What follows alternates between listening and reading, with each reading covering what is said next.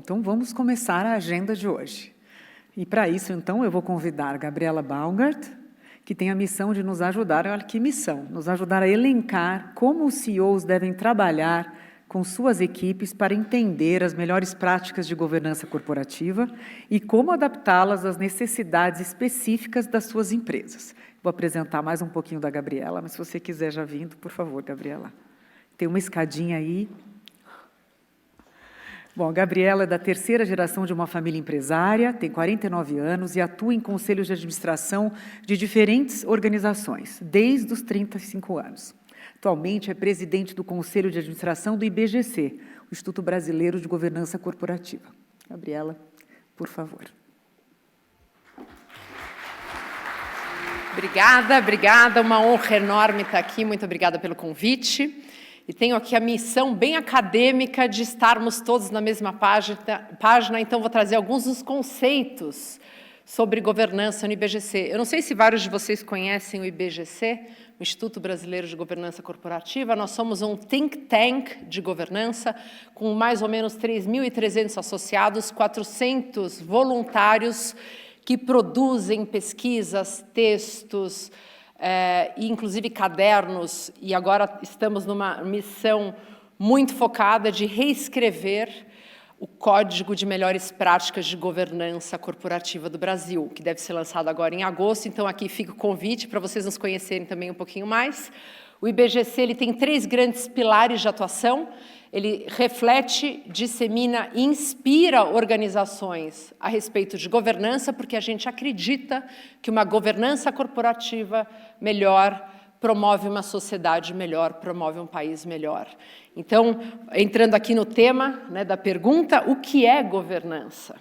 Eu acho que é uma pergunta, e muitas vezes eu encontro em colegiados, em algumas reuniões, cada um tem um olhar específico, muitas vezes falam, Gabriela, a governança é ter um conselho? Não. Conselho é um órgão do sistema de governança. Então, queria trazer para vocês aqui uma definição, né, do código, que governança é um sistema pela qual as empresas são dirigidas, monitoradas e incentivadas, envolvendo relacionamento entre seus sócios, que são donos, acionistas, que podem ser majoritários ou minoritários, o Conselho de Administração, que é eleito por esses acionistas, os órgãos de fiscalização e controle. Aqui nós temos comitê de auditoria, nós temos auditoria interna, auditoria externa, Conselho Fiscal, e demais partes interessadas, que são os stakeholders, funcionários, parceiros, fornecedores, clientes, a comunidade em geral e a sociedade. O tema ESG, para nós, ele não é um conceito em si, mas um acrônimo adotado pelo mercado para destacar um conjunto de práticas e ferramentas que serve para avaliar a sustentabilidade corporativa. Nesse contexto, a articulação de um propósito tem um papel estratégico. E eu não tenho dúvidas que a alta gestão deve ser porta-voz da agenda ESG, como a gente bem viu aí na nossa pesquisa da Humanizadas. As organizações podem e devem protagonizar a mudança de uma lógica de negócios que vá além de uma prioridade econômico-financeira, incluindo também os seus custos sociais e ambientais. Ou seja, o crescimento dos debates, como nós vamos ter aqui hoje à tarde, do ESG, e os desafios das organizações empresariais, devem avançar nesta agenda, ampliando a compreensão sobre a importância da governança, que é o grande G, na sustentação dos eixos E e S. Por isso que foi feito o convite, né, Mara? Porque governança é o grande guarda-chuva, é o grande eixo que propicia, que abre espaço para a discussão do E e do S de maneira transparente e organizada. O ESG, ou ASG, deve ser visto como uma grande oportunidade hoje, e não só como uma obrigação futura inescapável. O desafio das próximas décadas não é apenas o da geração de riqueza econômica, mas fundamentalmente da distribuição e do acesso. Essa mudança cultural precisa estar assimilada nos conselhos, pois exigirá a mobilização de todos os agentes e uma redefinição da maneira como se faz negócios hoje. Então, fica aqui um convite para vocês conhecerem mais do Instituto. Nós temos uma agenda positiva de governança que foi lançada no final do ano de 2020. Então, vocês acessam pelo www.agendapositivadegovernança.com.br e lá nós temos, sob 6 pilares, 15 medidas objetivas que as senhoras e os senhores podem, a partir de hoje, terminando o evento, né, acho que hoje não vai dar, talvez amanhã cedo, começar a desafiar as organizações onde vocês estão, onde vocês influenciam, fazendo esse futuro que a gente tanto quer. Então, muito obrigada pelo espaço, Mara. Obrigada, Anshan, Abraão, em nome de todos aqui. Fica feito o convite, então. Obrigada.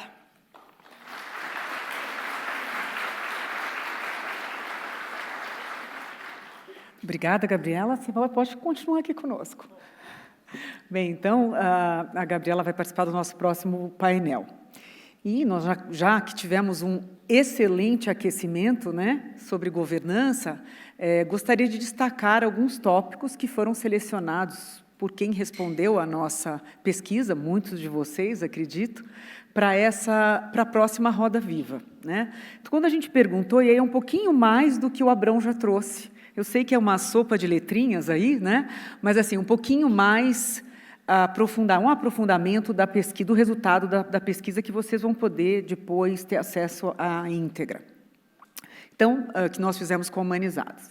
Então, quando a gente perguntou quais são as práticas de governança que já são implementadas pelas empresas, então nós tivemos essas porcentagens, eu vou citar as 3 primeiras, o Abrão já falou, mas só para lembrá-los que 54%, então, adotam código de ética e política de anticorrupção, 47% têm políticas de transparência e governança e 30% têm um comitê ou uma equipe focada em ESG, né? E a gente tem que olhar também para o caminho de melhorias que a gente ainda tem, os desafios que a gente tem, né? Só 16% tem certificação ESG ou avaliações de rating ESG, assim como o Abrão já havia comentado com vocês. Tá? Então, bom, agora eu vou chamar para compor o nosso painel os nossos painelistas de hoje. Gostaria de chamar primeiro uma grande parceira da nossa casa, jurada do Prêmio Eco, a Maria Eugênia Buozzi, que é sócia de ESG e Financial Risk Management da KPMG.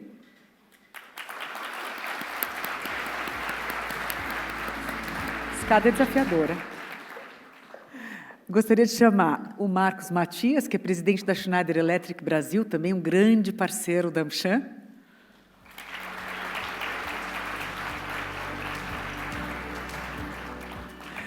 E eu gostaria de chamar a jornalista Mara Luque, que vai fazer a condução desse painel, além da Gabriela, que já está aqui conosco. Então, ótimo painel.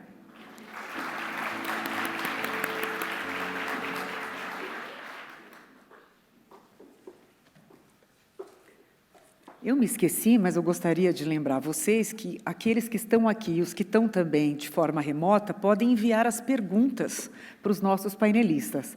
Então, através do QR Code, que está aqui na tela, ou pelo chat do evento para aqueles que estão de forma remota.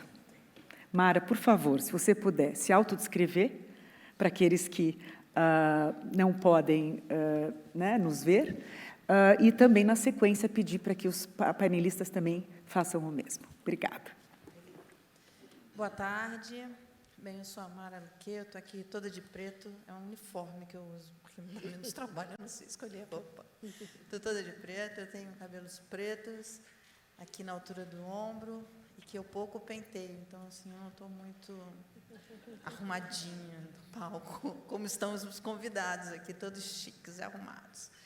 É um prazer enorme, quero agradecer a Anshan pelo convite. Eu não tenho nem roupa para estar aqui nesse debate, porque a gente vai conversar aqui sobre um assunto importantíssimo, com pessoas incríveis. Eu estou sentada aqui na ponta, e ao meu lado tem aqui os nossos 3 convidados, o Marcos, Gabriela e Maria Eugênia.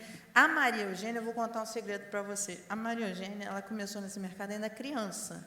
Então, ela não conhece outra coisa na vida a não ser ISG. Ela começou no Banco Real com Fábio Barbosa. Não preciso dizer mais nada, né? Está aqui as credenciais dela. Bem, eu vou começar... vou começar com você, Gabriela. Você faz essa autodescrição? Faço. E a gente começa... Bem, vamos combinar aqui o improviso, tá? Eu tenho um tempo que vocês estão vendo ali. Me roubaram o tempo. Se autodestruirá, hein? Me roubaram. Não tem tempo, isso é um Eu perigo, tinha mais gente. tempo. Enfim, se eu puder reclamar com alguém, eu tenho tempo. Oi? Você quer que eu comece? Não, sim, eu quero que você comece falando sobre essa questão da governança, da importância da governança. Eu acho que você colocou muito bem que a governança é o princípio de tudo, é o início, é o começo. E na família, enfim, na sucessão, nas empresas. Tá, muito bom. Eu sou Gabriela, 1,80 m, loira, olhos azuis, óculos de grau com lente azul. Depois dos 40 anos, não tem jeito. Não me livro disso. Estou com vestido cru de bolas pretas. Normalmente eu sou uma pessoa bem colorida, hoje eu estou mais formal. Muito chique aqui o evento, então, um pouco disso. Entrando, Mara, na tua pergunta, e é interessante porque eu sou de família empresária. Então, eu não sei se vocês conhecem, o Grupo Baumgart tem 87 anos, foi fundado pelo meu avô em 36, e eu fui conhecer a governança quando nós tivemos a dor da sucessão na própria empresa familiar. Me inscrevi no curso de conselheiros do BGC, comecei lá como aluna, e fui aprender como é que é essa história de governança. Por quê? Eu não sei se vocês sabem, mas no mundo, só 30% das empresas passam da primeira para a segunda geração. Deste número, só 10% vem para a terceira geração e só 4% vem para a quarta. A nossa empresa hoje, a nossa família empresária está na 4ª geração. Eu falo, não quero fazer parte dessa estatística, eu quero fazer parte dos que sobreviveram, né? E aí você precisa de muito trabalho, muito estudo, muita governança, com princípios de transparência, equidade, responsabilidade corporativa e prestação de contas, e muitas horas de conversa, para conseguir ter um alinhamento de sócios, sair de uma agenda individual para uma agenda coletiva. E vocês sabem que 90% das empresas no Brasil são de controle familiar. E aí eu acabei me engajando nessa jornada. Então, assim, eu acredito muito na governança como perenização, como proteção e criação de valor, e muito importante para o que nós estamos fazendo aqui hoje, né, sermos o grande alicerce de walk the talk, de sair do SG, do papel, e ir para uma mudança de modelo de negócio, chegando até a ponta, com metas e métricas e todo um alinhamento do tone of the top. Eu acho que quando você trouxe a tua pesquisa, super importante, né, da importância do CEO, dos líderes que vão colocar os planos de ação em ação, importante também é ter o apoio muito importante do mercado financeiro, dos investidores deixarem de olhar para aquele bendito quarter, que é super importante, mas existem investimentos necessários para a agenda ESG que terão resultados mais médio e longo prazo, né? E aí vem muito importante o alinhamento do shareholder, dos investidores, e toda essa linha que eu comentei um pouco antes na governança. Isso que você está colocando, Gabriela, é super importante, porque... bem, eu sou jornalista desde sempre e trabalhei e cubro a área econômica, financeira principalmente, e há 30 anos, ao longo desse tempo, eu vi grandes empresas submergirem por falta de governança. Vou citar um exemplo aqui que todos vocês, todos não, mas os mais velhos como eu conhecem, que é a Gazeta Mercantil, uma grande marca, excelente marca, respeitada, com uma equipe incrível, jornalistas incríveis, modesta parte, mentira, mas eu fui treinada por eles já estavam lá quando estava, mas era um pessoal de primeiríssima e que submergiu, acho que é pela falta de governança, né? Ari, tem um ponto super importante, a gente tem um preconceito que governança é para empresa grande. Governança é um sistema, então são bons contratos, transparência, controle, acordos, tanto que a gente tem no Instituto mentoria de governança para startups, para ONGs. Na própria Endeavor, a gente fez uma aproximação para começar com os empresários, explicando o que é governança e o valor né? Porque a gente tem que quebrar um pouco disso também. Ô, Gabriela, vamos deixar o Marco falar. Se deixar aqui, eu e Gabriela, a gente não... Porque nós somos duas apaixonadas por esse assunto, Marco. Você corta a gente, mas você também, Maria Eugênia. Marcos, a pesquisa mostra o topo ali, dizendo 80%, dizendo que o CEO tem que estar envolvido. Eu lembro de uma entrevista que eu fiz muito tempo atrás, no Valor Econômico, com a Milu Vilela, quando ela implementou o voluntariado, o movimento, e ela falava, o presidente da empresa tem que estar envolvido, se ele não estiver envolvido, não dá. E parece meio óbvio, mas não é sempre assim, porque, na verdade, ele vai disseminar a cultura na empresa, né? É isso aí mesmo. Primeiro, boa tarde a todos e todas. Bom, sou o Marcos Matias, presidente da Schneider Electric. Sou mais baixo que a Gabriela.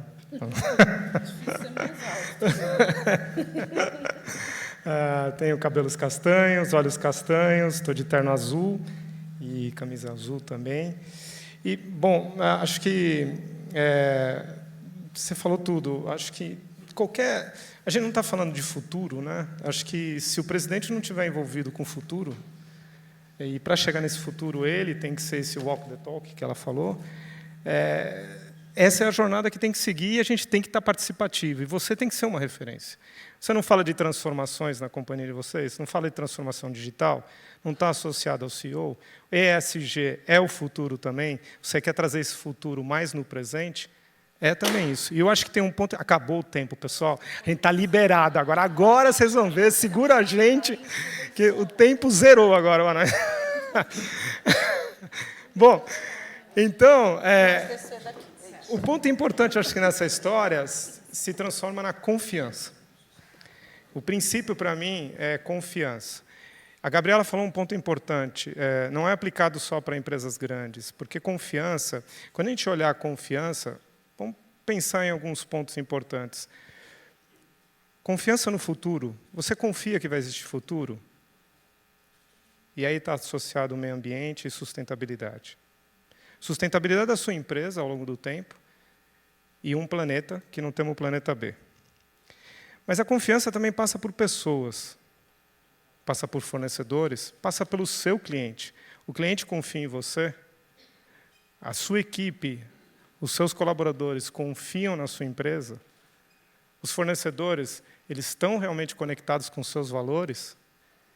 Então, essa confiança passa por todo esse processo de governança que a gente chama e leva nós a um step superior, a um nível superior. E isso vale para todos. Afinal de contas, a gente tem médias empresas, pequenas empresas que atendem a companhia, nós atendemos clientes que são médios, são pequenas empresas. Então, permeia todo esse processo da confiança. Então, fundamental que o CEO esteja super participativo no ESG, não só na governança. Para mim, o ESG tem que participar de tudo. Afinal, você traz o futuro para o presente. Isso que você colocou, não importa o tamanho da empresa, é muito interessante, porque a gente vive o momento das startups. Bem, eu criei uma startup de jornalismo junto com o Antônio Tabet, enfim, há 5 anos.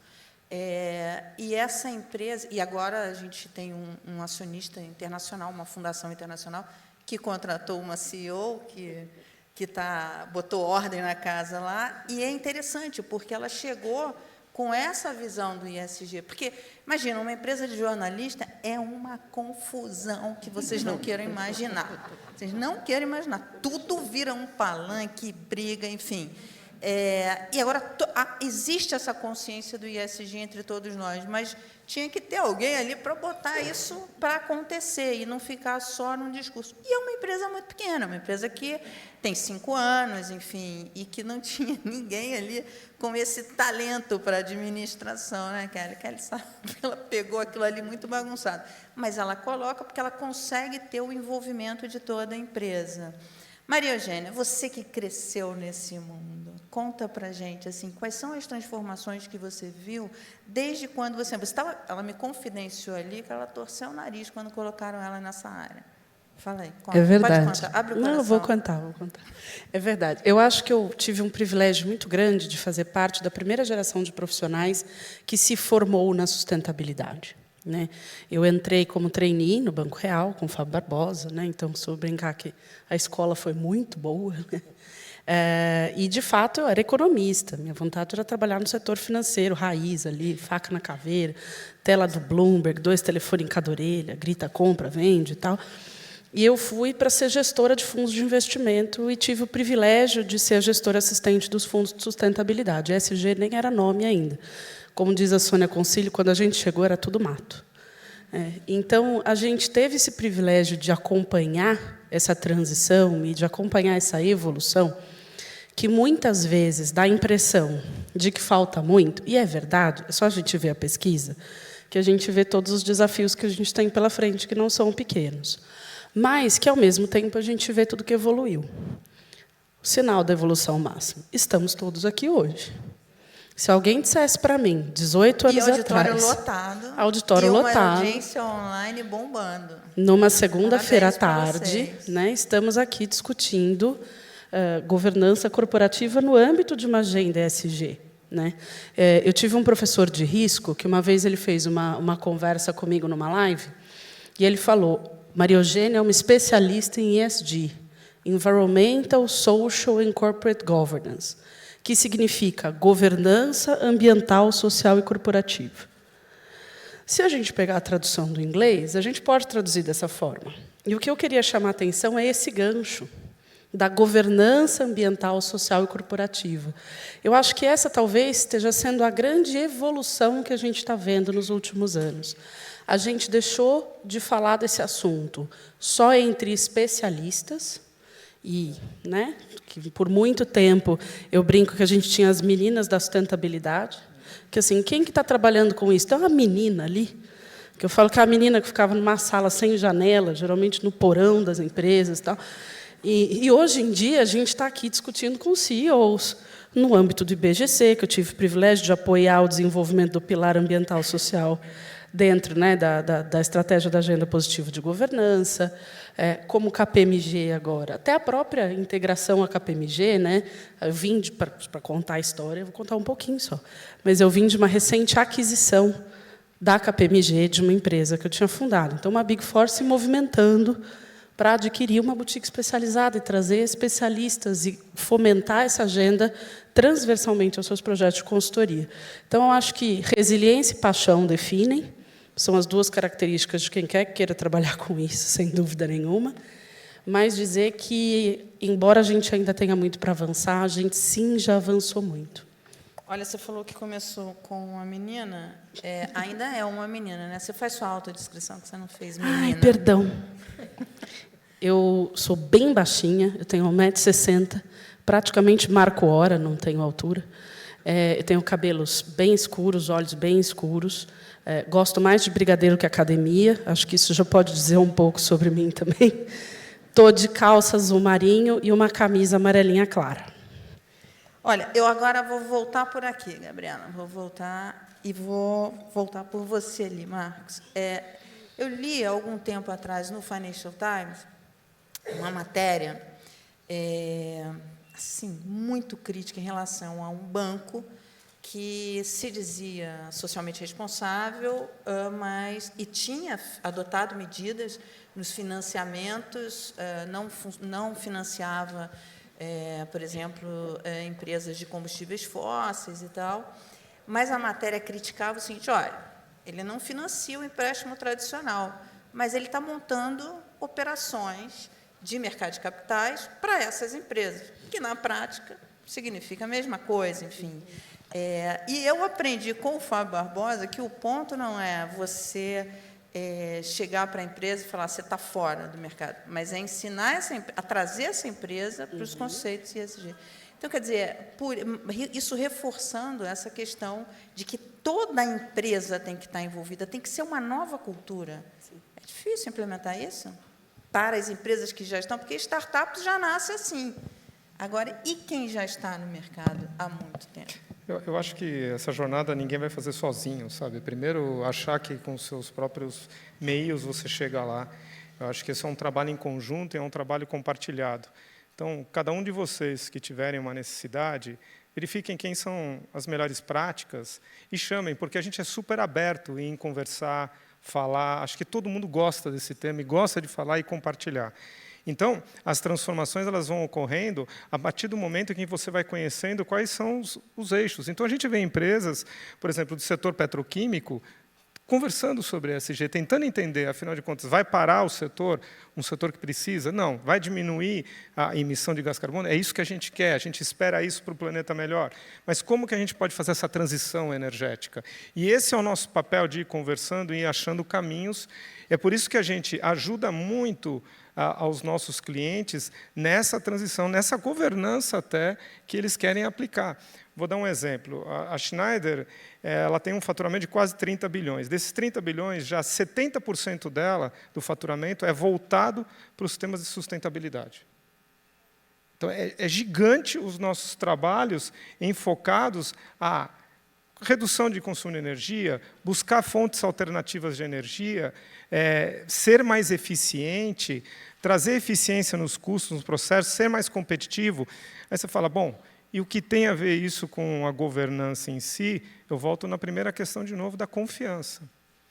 Porque ESG, talvez quando a gente começava com sustentabilidade lá atrás, era um PowerPoint bonito, que todo mundo queria ter, começando sua apresentação.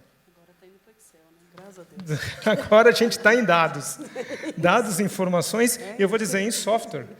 Porque agora é transparente a informação. Se você quiser saber diariamente como estão os seus resultados, você consegue ter softwares que te encaminham nessa jornada. Então, a governança, acho que é um todo que está dando essa estrutura e cada vez mais forte e fortalecida dentro das organizações. Mas acho que a Gabriela pode falar também nesse setor aqui, porque eu vi que você está toda inquieta aqui para complementar. Ô, Gabriela, eu queria que você acrescentasse a questão do conflito de interesses, como é que medir ali conflitos do conselho e dos administradores e dos diretores, enfim, isso a gente tem visto recentemente bastante na empresa, inclusive problemas causados por esse conflito de interesses com executivos, né? Gente, quem quiser fazer pergunta, pode fazer pergunta. Não, super, eu estou pulando na cadeira aqui, porque eu acredito muito em valores. Eu acredito muito em propósito. Eu sou a pessoa do copo cheio, sabe? E eu acho que, de novo, isso é tão profundo na organização, estou falando de cultura, porque não adianta você ter a melhor das intenções se você não consegue mudar a cultura, mudar as coisas simples, né? E que isso esteja refletido, venha dos valores, favoravelmente, né, se vier dos valores, se não rever o set de valores, o propósito da companhia, e isso esteja na estratégia transversal na companhia. Então, acho que valores é uma palavra que me faltou um pouco, eu estava pulando aqui. Claro. Mas agora estou feliz que eu dividi com vocês essa minha ansiedade, né, da importância e do peso dos valores, né, e não é aquela coisa de estar colada na parede, mas de realmente moldar a cultura vigente, né? Eu queria pegar esse gancho, desculpa, mas isso é importante que você falou, porque a gente tem, acho que a maioria das empresas tem comitê de ética, tal, e como é que a gente trabalha? Acho que tem 2 pontos que eu gostaria de destacar, porque eu participo desses comitês já, acho que há 10 anos na companhia. Primeiro, é um comitê, são várias pessoas que participam, na hora de uma discussão acalorosa sobre algum tema, sobre alguma pessoa, sobre alguma construção. Então, o primeiro ponto é que todo mundo tem voto igual. E hierarquicamente, eu não vou ter o voto que vale em 3 votos, sabe? Parece o programa de futebol, que agora tem 3 votos para cá, não sei o quê. Então, não é isso. Cada um tem um voto igual.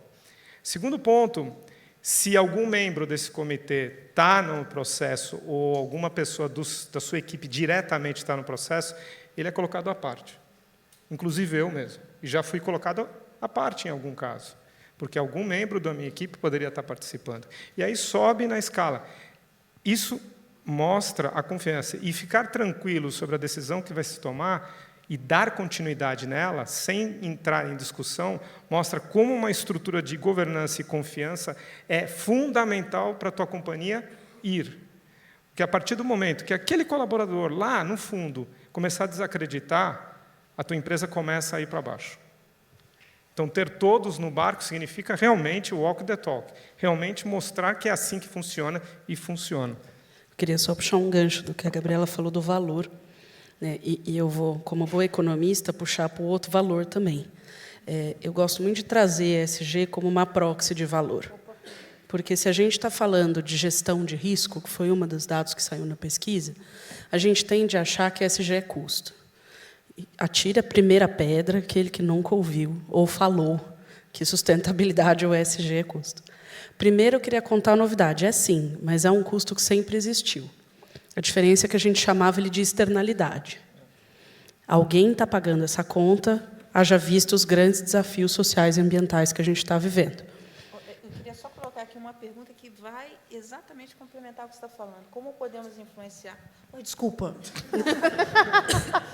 A gente está na sala de estar, realmente. Tomando aqui no assunto. Como podemos influenciar de forma significativa as empresas a desprenderem tempo, verba e planejamento para aplicar práticas ESG? Que é o que você está falando, a questão. É isso. Primeiro, ter em mente que, na verdade, o que se está exigindo das empresas hoje é uma autorresponsabilidade. Né? Sabe o que a mãe da gente ensinou? Se você bagunçou, você arruma, se você sujou, você limpa. Galera, é isso, só que na PJ. Dá para encerrar o que você quiser numa discussão desse tipo.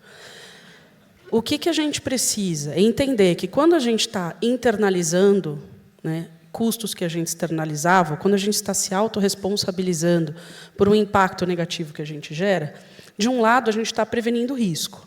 E mitigar risco é preservar o valor da companhia no tempo. Então, eu estou garantindo a longevidade, a perenidade dessa companhia, que, quando eu falo de valor financeiro, além do cultural, que não deixa de ter um impacto enorme sobre o valor financeiro, a gente está falando de garantir a longevidade e a perenidade da companhia. Como nenhuma companhia está no mercado para perder menos, a gente precisa falar de geração de valor. E é a hora que a gente, atento às novas demandas da sociedade, atento às transições que a gente está discutindo aqui, a gente começa a perceber que a ESG também é uma proxy de inovação, de competitividade, e isso tudo está na pauta da governança.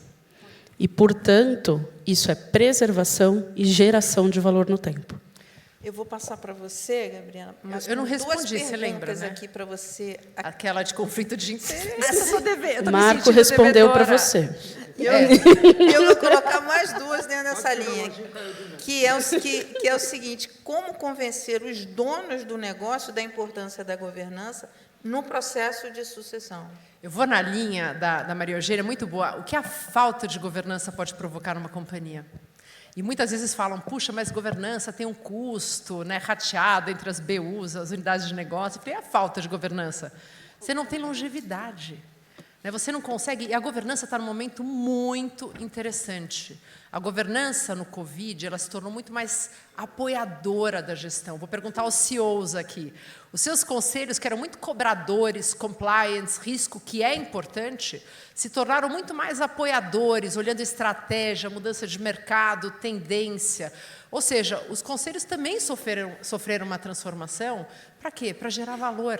Porque é um alto investimento, sim, é um bom investimento ter governança, mas ele precisa se provar no final do dia, né, na geração. E por que os donos se convencem? Porque todos têm a dor da sucessão, seja ela organizada ou, infelizmente, factual. Né? Ele quer que o negócio transcenda a sua existência. Essa é uma empresa familiar. E aí tem toda a questão de herdeiros, de acionistas, de você organizar os 3 grandes círculos quando as empresas são de controle familiar, que é o círculo da governança corporativa, o círculo da governança familiar e o círculo da governança da sociedade. Que muitas vezes a gente foca só no conselho do negócio e você tem todo esse sistema complexo para organizar. Então, te respondendo, a falta de governança, ela praticamente você está setando a data, né, de declínio da tua companhia. E até o John Davis fala muito bem que normalmente tem uns saltos, tem uns ciclos de crescimento e você tem que inovar. E aí eu queria trazer só um gancho que eu adoro, que é a diversidade. Eu não acredito em ambientes criativos e abertos nas empresas sem diversidade, equidade e inclusão. Eu também não. Né, a criação de valor, são outros saltos quânticos que as empresas têm que dar hoje. Né, sejam se fundindo, crescendo organicamente, enfim, não importa o modelo que você escolha, parado não dá para ficar. Acho que isso é muito importante trazer. E só com relação à parte de conflito de interesse, conselhos e executivos devem ser leais à organização e não a quem e lhe indicou, ou a interesses diversos. Então, toda vez que houver um possível conflito de interesse, nós temos obrigação formal de apontar, sair da sala quando é um assunto que você pode, enfim, tá envolvido, ou até apontar quando você sabe de alguém. Então, isso, de novo, isso faz parte de governança, faz parte da transparência, não tem mais espaço para não transparência. Olha que eu vou deixar uma sugestão aqui para a Anchan, para a gente fazer um evento desses interesses diversos. Porque aí tem muita coisa para falar com episódios recentes que vão nos ajudar a pensar bastante, né? Olha, Gabriela, vou aproveitar que você está em barco aí, tá? Como acompanhar as empresas referência em governança no país? No IBGC, tem como acompanhar essas empresas referência em governança? O IBGC, ele inspira, ele tem um trabalho muito forte B2B. Aliás, a gente tem entrado em diversos, a gente tem cursos in company, que a gente está fazendo por setor. Então, a gente fez um in company no setor de beleza, com Beauty Fair, agora uma participação na APA, supermercadista. Então, nós não controlamos, nós disseminamos o conteúdo de governança. O nosso portal tem mais de 3.000 conteúdos gratuitos. Uma vez associado, você pode participar de fóruns, debates, você pode co-criar estes documentos. Então, o engajamento do nosso voluntariado é muito forte. E nós fazemos um advocacy. Nós estamos agora lá em Brasília, com relação à lei das estatais, aí, firmes e fortes, né? Porque a gente quer preservar a boa governança no país. Então, nós não acompanhamos, mas nós incentivamos. E, ano a ano, o Instituto tem crescido muito também a participação das empresas, porque aí você pode indicar, enfim, duas, três pessoas que vão participar desses fóruns. Nós fazemos o curso de formação em conselhos e a certificação também. A certificação como educação continuada, porque o conselheiro hoje, eu brinco, quando eu era executiva, eu trabalhava muito. Como conselheira, a gente tem que estar se atualizando o tempo inteiro. Então, também é uma jornada muito interessante que eu tenho acompanhado de vários executivos que estão fazendo essa transição, saindo da cadeira executiva, enfim, e vendo a potência de ter boas decisões nas companhias. Essa pergunta foi da Beatriz para você, e nessa mesma pergunta dela, ela coloca o seguinte: já temos avanços consideráveis para destacar? Tem algum case que você poderia partilhar eu não aqui tenho com a gente? aqui, tá, Beatriz? Eu posso até depois, se vocês colocarem no site da Anchan, mas a gente tem sim, são dados oficiais de governança, inclusive de empresas listadas, e as empresas de capital fechado normalmente não participam tão intensamente de pesquisas, mas a própria KPMG, Maria Eugênia Uito, vai me mostrar uma pesquisa amanhã. Eu posso disponibilizar para você, e tem crescido, sim. A gente vê pelo número de empresas que começam a ter um primeiro conselho consultivo, seus comitês, depois um conselho de administração, número de conselheiros também é um bom sinal, número de empresas que estão se listando. Tem uma série de pesquisas que eu posso disponibilizar, mas há, sim, uma evolução gradual. Olha, eu estou com o meu coração sangrando aqui, porque esse relógio não me deixa em paz. Mas a gente ainda tem uma longa agenda fantástica pela frente, então tem que respeitar o tempo. O jornalista não gosta de respeitar tempo. Aliás, eu não entendo porque vocês convidam o jornalista para mediar, porque a coisa que a gente odeia é respeitar tempo. A gente fica aqui falando. Mas fica a dica. A gente tem que caminhar aqui para o final. Eu vou passar para cada um de vocês uma pergunta e já peço para vocês darem essa amarrada, tá? Maria Gina, vamos começar com você. Do Donivaldo, ele diz o seguinte: na opinião de vocês, mas no caso vai ser a sua, se alguém quiser complementar, complementa depois, tá? Seria interessante, é muito boa essa pergunta do Donivaldo. Cadê você, Donivaldo? Você está aqui ou você está online? Essa pergunta dele é muito boa. Seria interessante ou válido implementar a disciplina ISG na grade curricular das escolas e faculdades, porque para a pessoa já crescer se acostumando e vir uma coisa transversal, né, Maria? Falou para a pessoa certa, inclusive, porque eu dou aula desse tema há mais de 10 anos. Então, eu acho que sim, e eu tenho um privilégio muito grande de lecionar sobre ISG para profissionais de finanças, inclusive, tanto na graduação quanto em cursos de pós-graduação. E na KPMG, agora, a gente está também trazendo essa disciplina em alguns cursos que a própria KPMG Business School fornece, e tem 2 cursos estruturados sobre ESG, um para corporações e um para instituições financeiras. Então, eu amo educação para esse tema especificamente. Já dei, inclusive, nos áureos começos da minha carreira, Pai do Filho e Espírito Santo, amém, aula para 70 adolescentes de ensino médio. Ui. Agora vocês entenderam o sinal da cruz. Ao mesmo tempo. Coisa assim. Vocês acham que dar aula para banqueiro é difícil? Não esquece. Por que eu acho que isso é importante? Primeiro, eu acho que isso começa a entrar na educação básica. E é interessante porque você tem uma nova geração de consumidores, investidores e colaboradores que já cresce não só conhecendo mais sobre esses desafios, mas aprendendo sobre esses desafios na educação básica. Então, preparem-se, quem não está pronto para essa nova geração, sugiro correr, porque ela está chegando com tudo. E, em segundo, porque, de fato, o que a gente precisa é não só ensinar sobre ESG, mas ensinar sobre como fatores ESG influenciam todas as disciplinas corporativas. E virar um hábito, né? Igual o escova-dente. É isso. Aprende. Porque o programa é isso. Né? Um programa de compras sustentáveis precisa fazer parte de uma cadeira de supply chain. Emissões de gás de efeito estufa precisa fazer parte de uma cadeira de operações e engenharia. Desenvolvimento de competências ambientais, sociais de governança corporativa precisa fazer parte de cadeiras de RH. Comunicação e prestação de conta precisa fazer parte de cadeiras de marketing.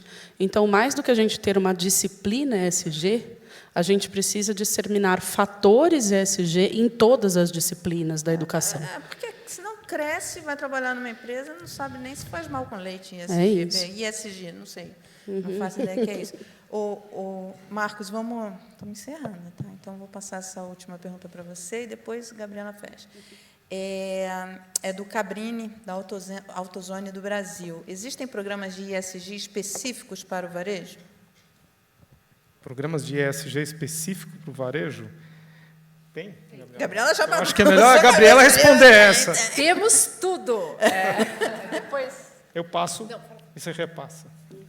Lembra disso? Sabe o que é Isso aqui interessante? está virando um programa de auditório. Passo. Vamos lá. Você quer falar? Não, fala você, depois eu vou emendar com outro Não, ponto. o que eu acho bacana é assim, não precisa ser específico, sabe? As regras básicas são para qualquer setor ou segmento. Né? Você falou, por exemplo, de varejo, nós temos vários casos, a gente acabou de fazer pelo IBGC, um na ABF, só para franqueadores e franqueados. Então, assim, as regras básicas, elas são transversais. O código, se você pegar o código de melhores práticas de governança, você vai adaptar o que é possível para a maturidade da companhia naquele momento. Independe. Talvez, sim, práticas ESG, as dores do segmento, ou seja, os desafios, as oportunidades, sejam iguais para os seus parceiros e concorrentes. Aí vale procurar até a associação, qual é o olhar que ela tem para isso. No IBGC, a gente tem um curso em ESG e uma comunidade ESG. Inclusive, o próprio Chapter Zero do Fórum Econômico Mundial hoje está no IBGC, trazendo empresários de diversos setores para discutir as questões de clima e como colocar isso em efetivos planos de ação nas suas companhias. Então, qual é o nome da pessoa? Cabrini. Se você quiser depois, Beatriz e Cabrini me procurarem... Beatriz foi a primeira, Cabrini agora. Tá bom. Então, assim, fica só... Né, a gente não precisa pensar só setorial, é transversal. Eu queria só... Eu deixei você falar, porque exatamente eu concordo plenamente. Não existe algo pronto, moldado de prateleira que você tira para o varejo. Não, depende. Qual que é a tua dor? Primeiro, identifique qual é a tua dor. Essa dor, como é que eu posso ver dentro do portfólio que tem no mercado, de experiências, de como forma colaborativa, ou até mesmo forma de design thinkers dentro da sua própria empresa, achar soluções. Então, é muito amplo. O tema ele é adaptado para qualquer setor, qualquer segmento. Vou dar um exemplo. A gente é parceiro fortemente do Pacto Global. E o ODS 16, ele fala exatamente de corrupção, justiça, paz, né, essa transparência que tem que ter nas organizações. E a gente colaborou com um treinamento, foram 12 horas de treinamento, onde no primeiro ano já deram 150 empresas de médio e pequeno porte. A gente lá não filtra, vai ser uma empresa de alimento, ou vai ser uma empresa de varejo, ou uma empresa de construção. Não, todo mundo entende qual é a jornada que tem que perseguir, mas depois você vai construindo internamente dentro da sua empresa. E eu queria emendar na primeira pergunta, que eu achei espetacular, porque o que eu sei hoje, se eu tivesse aprendido quando eu era criança, nossa, seria um valor assim gigante, sabe? Para eu como pessoa, eu não estou falando só o planeta, não estou falando eu como pessoa. E eu vejo meus filhos, que também, nessa jornada do Pacto Global, várias escolas se associaram, e eles têm. Mas aí, o ESG são as 3 letras, tá? E às vezes eu vejo que confundem muito só com o tema da sustentabilidade. Por exemplo, eu não vejo o ODS 16 ser discutido dentro de uma escola. Por quê? Porque é transparência, porque é corrupção, porque é um tema que criança não vai entender? Ué. Sendo que tem a ver com justiça e paz. Né? Justiça e paz, é o outro lado da história. Até dentro de casa. Então, tudo bem, vamos falar de água, vamos falar de recursos naturais, vamos falar realmente de energia limpa. Eu sou, por exemplo, eu sou embaixador do ODS 7, que é exatamente de acesso à energia e energia renovável, mas, nossa, a abrangência que o Pacto criou com os Objetivos de Desenvolvimento Sustentável, eu acho que é um bom guia, sabe? Um bom guia para quem quer ir nessa jornada. Eu acho super interessante de trazer crianças para essa discussão. Eu acho que, inclusive, é um fiscal que você vai ter em casa, né? Opa! Eu vou contar uma história rapidinho, porque o tempo está acabando. Eu não tenho filho, mas tenho 2 sobrinhos, eles pequenininhos e tal, e um deles veio, não lembro o que era, mas alguma coisa que ele comprou nessas coisas piratas. Aí eu olhei assim, eu falei, isso é pirata, eu não quero ouvir. Sua tia vive de direitos autorais, está usando de coisa de pirata, não sei o quê. Aí, falei, ele olhou para mim, é verdade. Aí foi no armário do irmão, tirou tudo, um monte de jogo pirata. Olha só, ele tem também, saiu quebrando tudo. Eu acho importante essa conscientização, sabe? Porque, e ele era bem pequenininho, e a partir desse momento, ele estava ciente de que não pode, simplesmente não pode. Olha, está acabando aqui, eu vou fazer a última pergunta, vocês respondam sim ou não, tá? Sim ou não? Olha, é do Carlos Gestas. Ele diz, a participação do CEO é importante, mas a democratização da governança é ainda mais importante, pois o accountability das lideranças é o que realmente garante o cumprimento e respeito à governança da empresa. Estão de acordo? Sim. Marco? Já acendeu a luz? Sim! Sim! Vocês querem fazer mais alguma colocação? A gente está encerrando. Para fechar, né, eu acho que a gente vive hoje numa era da escassez, uma era de policrises, e a gente tem que mudar realmente o modelo mental. Né? Eu estou estudando muito agora a gestão de polaridades e a época do E, não é o ou. Então, outro dia eu estava numa discussão fervorosa com empresários, né? A gente pensa em sustentabilidade ou lucro. E lucro. Como é que eu tiro, né? Como é que eu levo a minha curva dessa gestão de polaridade, né? Que é um eixo infinito, para cima e aproveito os atributos e minimizo, né? Os meus pontos de risco, etc. Então, a gente tem que mudar, a gente tem que se provocar, e se não for aqui, se não formos nós, né? Que temos o poder, temos a influência, conhecemos pessoas, estamos em organizações, isso aqui tem uma potência, um poder enorme. Então, muito mais do que apontar dedos, né, e deveriam fazer, não. Como é que eu começo de maneira, né, individual com essa agenda de mudança que é tão importante? Olha, eu quero agradecer muito a participação de vocês, infelizmente vai ter que terminar. Agradecer o convite da Angela.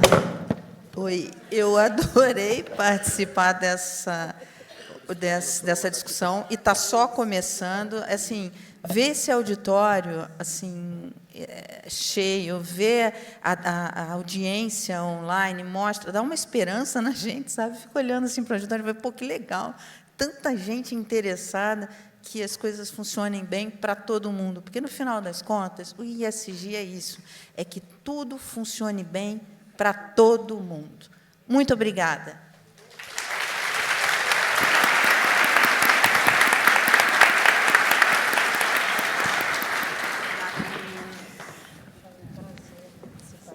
Obrigada, Mara, todos que participaram desse painel. Vou esperar vocês descerem aqui nessa nossa desafiadora escada.